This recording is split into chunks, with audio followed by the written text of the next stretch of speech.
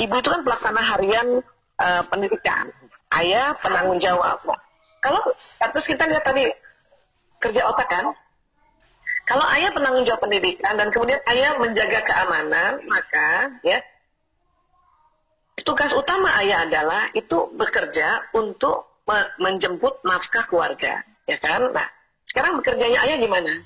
Apakah working from home? Apa sudah di kantor? Karena kita harus kaitkan lagi dengan kondisi sekarang. Kondisi sekarang ini new normal ini beda-beda nih.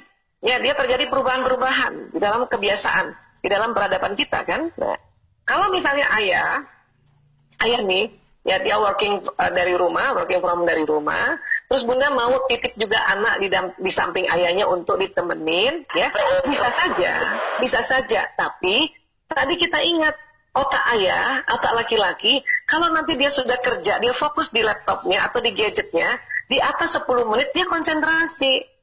Dan ingat matanya ayah kan lurus, mata bapak-bapak kan lurus, mata laki-laki lurus. Nah, pada saat dia mungkin sudah pimpin rapat atau ikut rapat dengan di dalam kantornya, kemudian dengan mata yang lurus dan pendengaran menurun, bisa jadi anak di samping itu dia nggak lihat dan dia nggak dengar. Mungkin bunda bilang, ayah titip dulu ya, bunda mau masak dulu. Oke. Itu kan bisa juga bunda masak. Nah, dari dapur bunda, kadang-kadang bunda memperhatikan, si ayah kok nggak perhatiin anak saya ya? Kalau si anaknya nanya, si ayah nggak jawab ya? Nah, yang tadi saya harapkan adalah, bunda kalau udah punya ilmu kayak gini, pada saat misalnya anak ayah, baru ayah, apa nak gitu?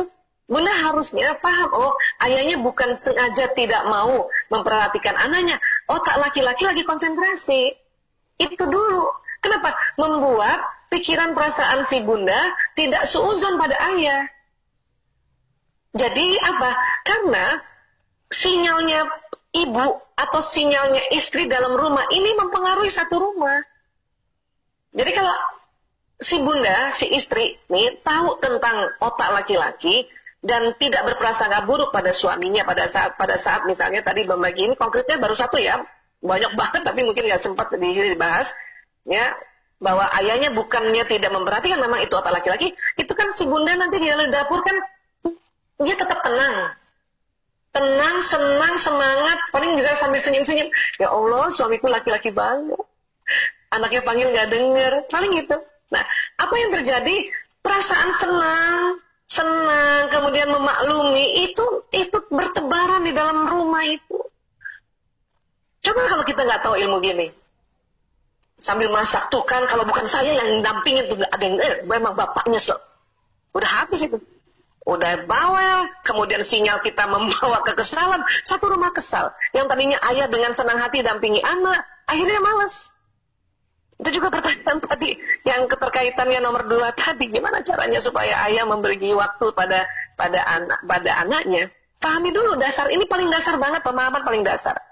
Ya, ini baru sedikit juga kita paparkan perbedaan otak pria wanita, tapi ini yang penting-penting yang harus dikuasai oleh ibu-ibu. Ya, pada saat si ayah mendampingi anak belajar, kemudian ayah tidak bisa menjelaskan detail kayak ibu, itu karena omongannya dikit, 7.000.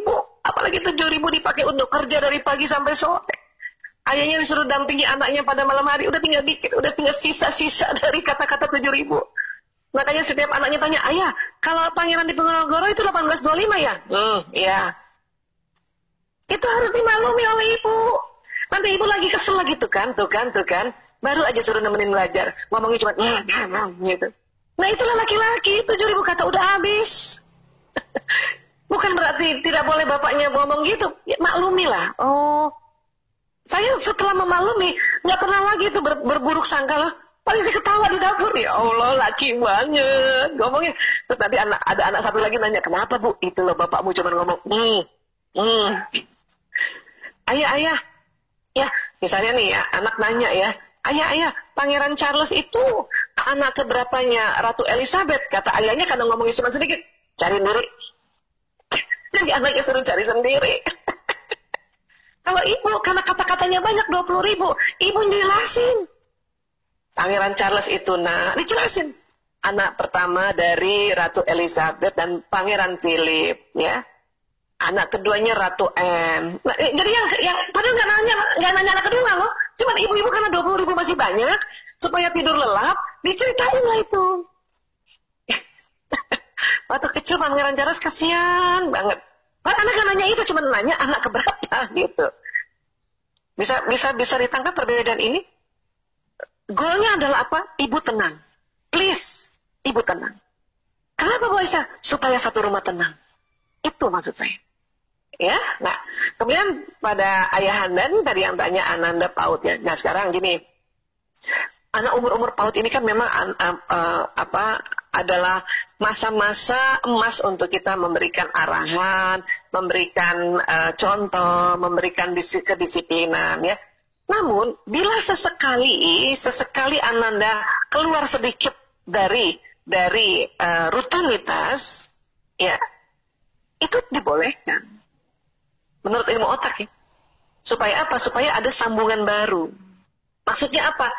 Jadi kalau Ananda kita, kan kita udah ajarin ya sikat giginya di wastafel. Dia udah mau hari ini ikut, besok mau ikut. Tapi suatu ketika karena mungkin bangunnya terlambat misalnya, terus tiba-tiba ya film kesukaannya Upin Ipin misalnya. Saya suka sekali Upin Ipin soalnya. Upin Ipin udah nyala. Ya, takutnya kalau misalnya ya kan televisi susah untuk direkam ulang kan, kecuali nontonnya di YouTube ya. Ini kan di TV misalnya ya, dia takut itu hilang beberapa detik, beberapa menit itu. Nah, dia bilang, aku di sini aja. Sementara ayah bundanya sikat gigi dulu, baru nonton. Aku di sini aja dulu. Nah, itu ya boleh kita sesekali. Oh, kamu mau nonton ya nak? Jadi kita tegaskan bahwa, oh kamu mau nonton ya nak? Kamu takut kehilangan ini? Iya bunda. Ya sudah. Kalau gitu ya sambil nonton sikat gigi. Kali ini boleh begitu. Bawalah itu. Supaya apa? Anda juga belajar bahwa satu saat sikat gigi tidak di wastafel bisa. Kapan satu saat itu? Pada saat kita sakit, lagi di tempat tidur, lagi harus pakai gayung doang. Anak-anak sudah punya ide nanti. Oh kayak gitu toh ya.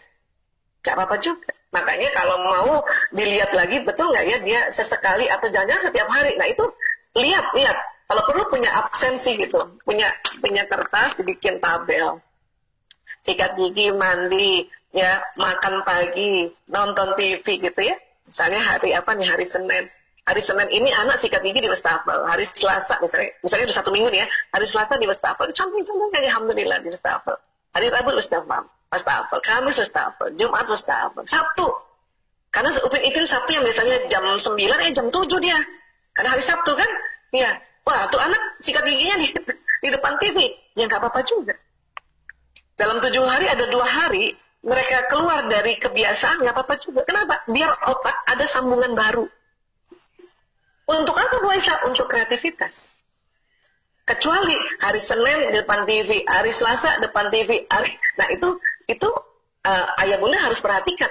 Apa yang selama ini ya dibuat peraturannya, coba ditinjau ulang peraturan.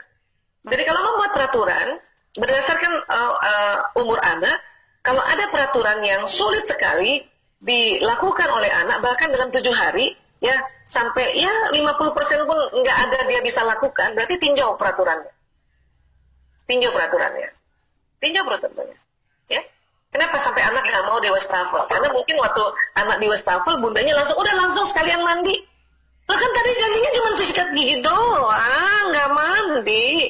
Ini film Upin Ipin udah nyala, bunda.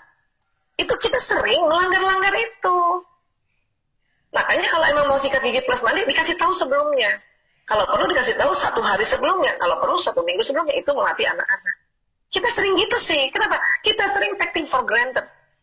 Kesempatan dia udah, biar dia sikat gigi langsung kita guyur. Itu anak kaget. Ada anak tuh pagi-pagi badannya nggak siap diguyur air. Ini lagi anak di dalam kepalanya. Ibuku bohong. Ayo nak, sikat gigi dulu sebentar aja. Sikat gigi baru nonton Upin Ipin. Dalam hati anak apa? Dalam benaknya apa? Bohong. Pasti aku langsung disuruh kasih mandi nih. Dan itu pasti 1/2 jam. Kenapa? Bunda waktu mandi nggak segera mandi cepat aja. Itu gosok keteknya nak. Gosok kakinya nak. Lama. Udah selesai Upin Ipin, nggak ada lagi. Itu kan bunda, udah nggak ada. Nggak mau lagi. Ya, jadi mulailah memperhatikan. Dan komitmen kalau memang kita bersikat gigi, kasih contoh anak. Sikat gigi aja nak, tuh kan sikat gigi udah selesai ya? Iya bunda. Coba perhatikan itu. Sebelum-sebelumnya kita melakukan apa terhadap anak-anak ini? Karena anak-anak umur PAUD ini itu bawah sadarnya masih 100% menerima ya apa yang kita bilang. Jadi dia nggak ada critical factor. Kita bilang sikat gigi bentar aja, itu sikat gigi bentar masuk otaknya. Nggak ada plus-plusnya, nggak ada. Nah, kurang lebih seperti itu.